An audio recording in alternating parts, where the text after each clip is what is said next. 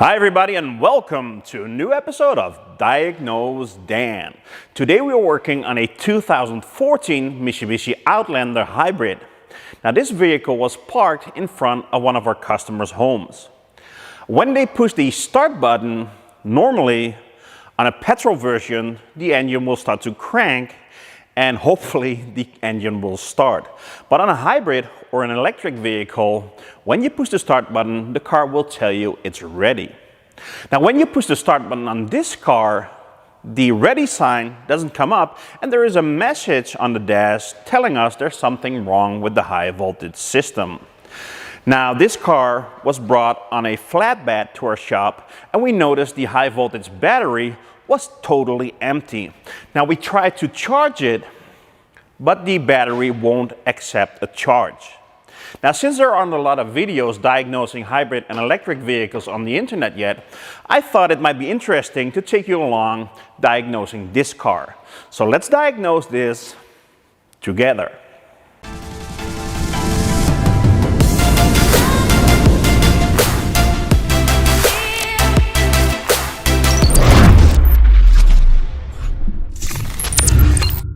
I took the opportunity and walked outside my shop where a similar Outlander is parked for regular maintenance. I want to show you that when I hit the start button, the ready light will come on and the car is ready to drive.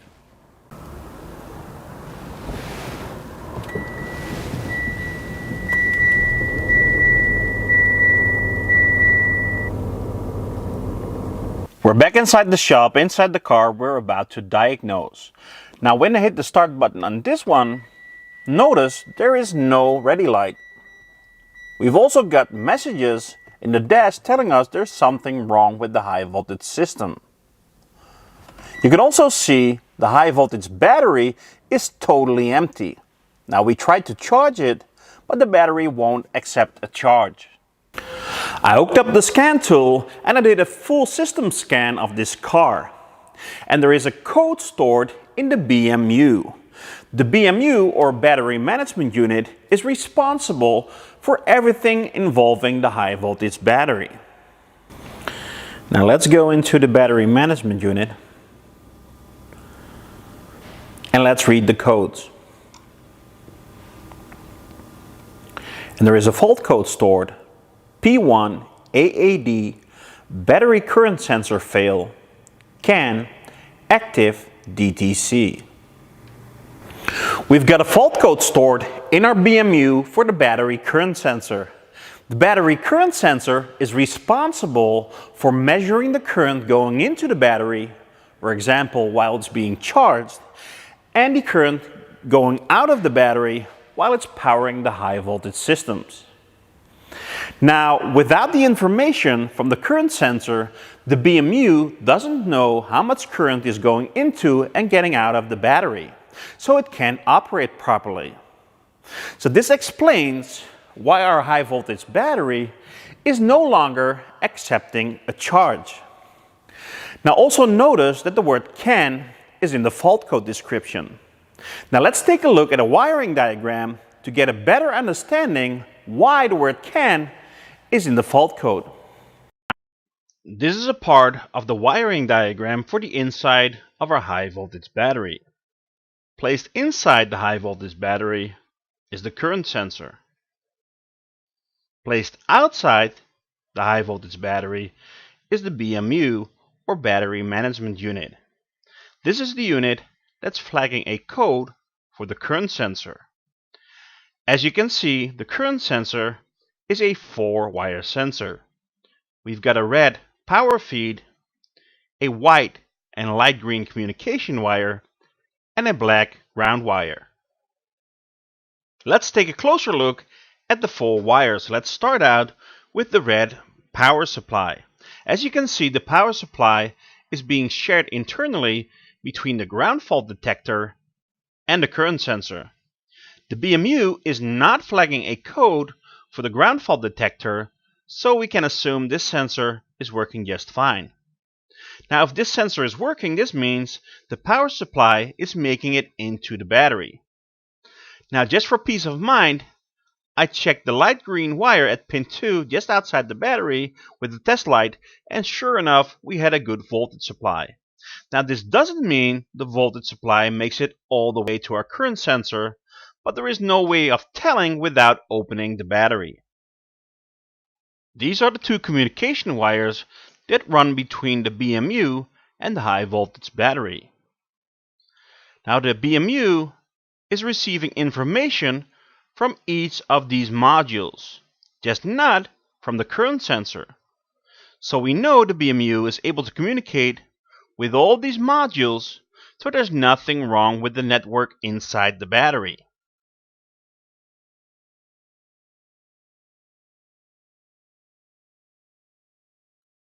Now we don't know if the communication is making it all the way to the current sensor, but there is no way of telling this without measuring at the current sensor itself. To do that, the battery needs to be opened. The fourth and final wire is this black ground wire going to the current sensor. You can see it's being shared internally with all the other modules. So we know the ground going into the battery is just fine. Now again, we don't know if the ground is making it all the way to the current sensor. For all we know, there could be a loose connector. Now, unfortunately, there is no way of diagnosing the sensor without removing and opening up the battery and do the measurements at the sensor itself.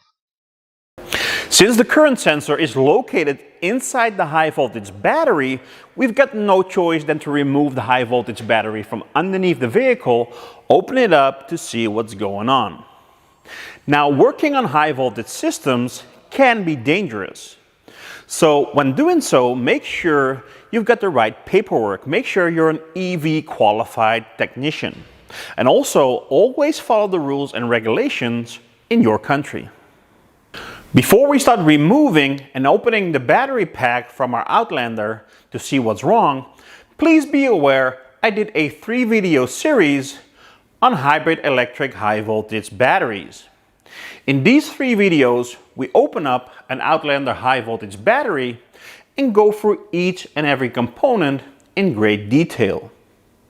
After watching these 3 videos, you will have a detailed understanding of what's going on inside a high voltage battery.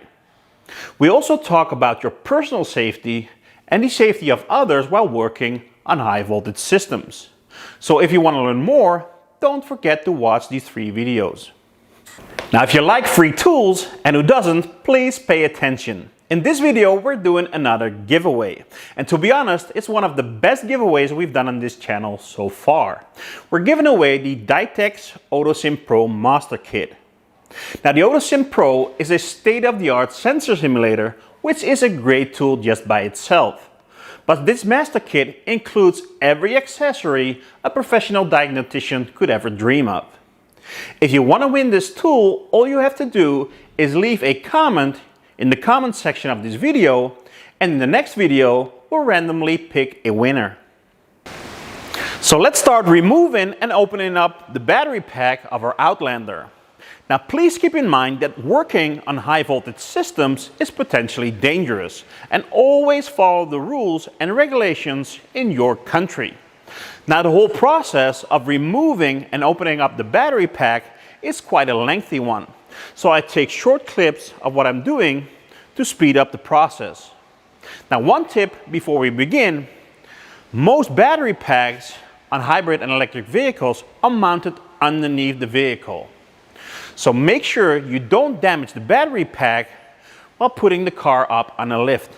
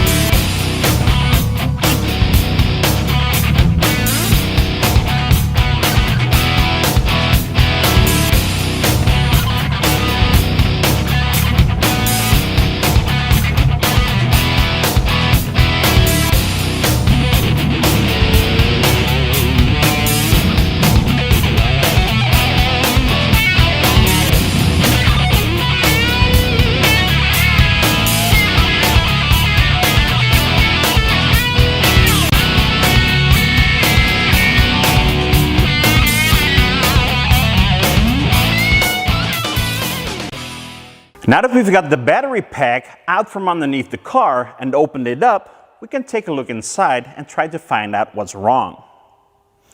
Now what I did is reconnect the low voltage connectors from the car to the battery pack. So right now we've got a live working high voltage battery pack. In order to do that, I needed to reconnect the 12-volt battery. Now you might wonder, isn't that dangerous? And yeah, that's dangerous. But is it more dangerous than it was before? Over here we got an opened up exposed high voltage battery. Now no matter these connectors are connected or disconnected, the high voltage is still gonna be there. So it's gonna be dangerous no matter what.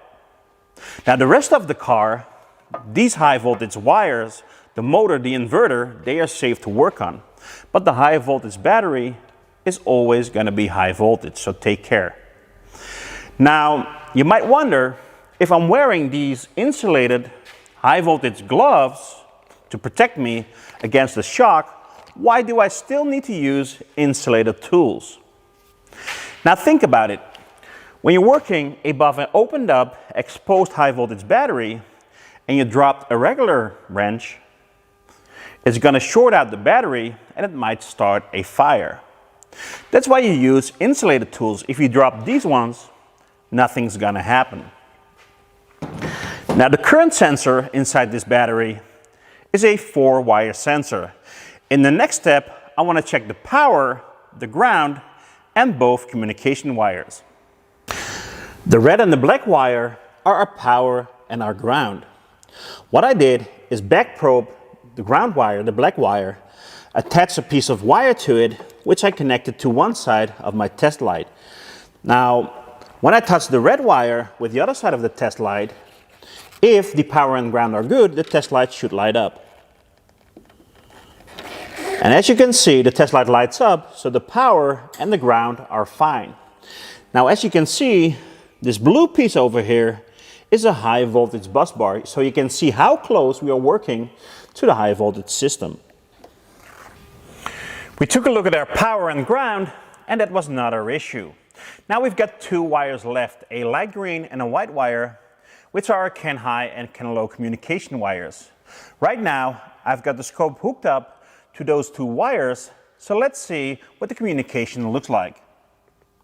I've got 2 channels back probed to the CAN high and CAN low wire of our current sensor. Now let's take a look at the communication that's going on our network.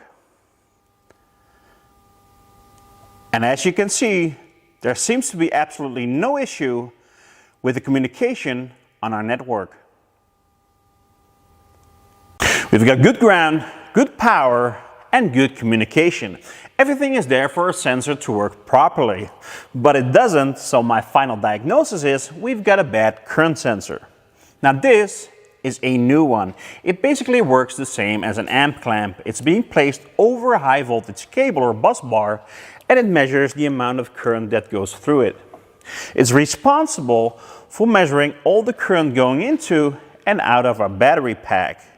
The battery management computer needs this information to manage the charging and discharging of the pack. Without the information from the sensor, it flags a code and it no longer accepts a charge. Since it's quite a lot of work to install the sensor, close the battery, and replace it under the car again, we want to be 100% sure we fixed the issue. So we're going to do a little test. We're going to read the fault codes with the old sensor still installed and try to clear it. After that, we're going to hook up the new sensor, read and clear again, and see what happens. Right now we're inside the battery management unit. So let's read the codes, and sure enough, we've got a fault code stored for a battery current sensor. Now let's go back and let's try and clear the codes. Let's read again. And as you can see, our fault code is still there. Now just to be 100% sure, let's try a second time. Let's clear the codes. Let's read again. And still, our code hasn't cleared. I disconnected the connector from the old sensor and I'm going to hook it up to the new one, just to confirm we made the right call before installing it. Now this component is a low voltage component, but still I'm wearing high voltage gloves. This is because I'm working close to high voltage components, and when I don't pay attention or when I trip and put my hand on the battery, I could be in serious trouble. Let's read the fault codes again. And this time we've got 3 codes stored. Now this is because of me disconnecting the connector and installing the new sensor.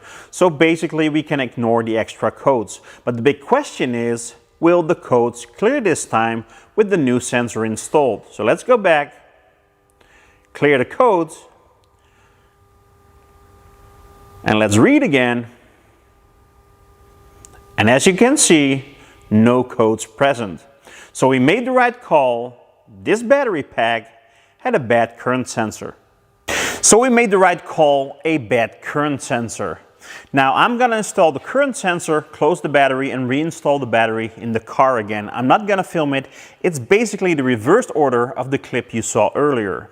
If you want more detail of where the current sensor is located and how the battery pack operates, I advise you to watch one of my other 3 videos I made on a similar battery pack. I recently started a new Facebook group called the Diagnose Dan Global Tech Support Group.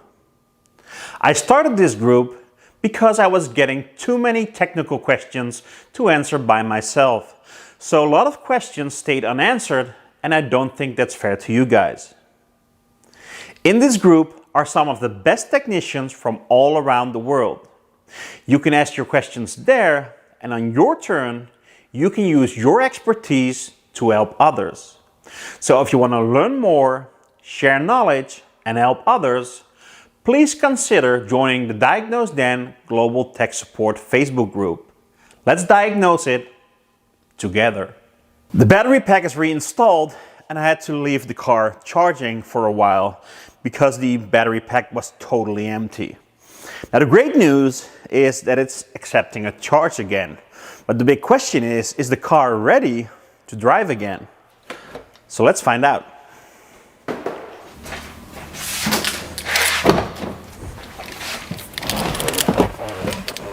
The moment of truth, new current sensor installed. Let's hit the power button, and it looks like the car is ready to go. The battery is accepting a charge again, and also very important, no more warning messages on our dash.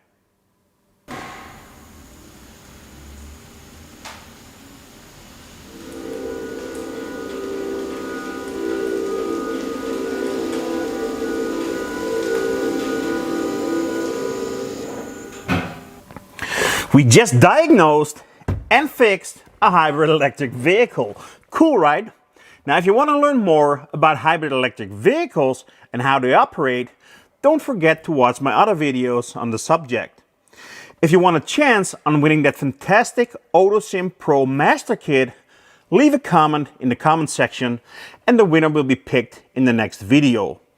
Also, consider joining the new Facebook group, and always remember, Diagnose Dan, fix it again. See you next time, guys.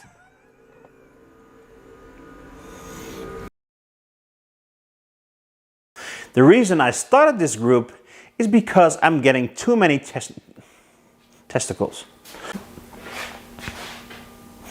I recently started a new Facebook group. The name of this group is the Diagnose Gland. We took a look at the power and the ground, and that was not our issue.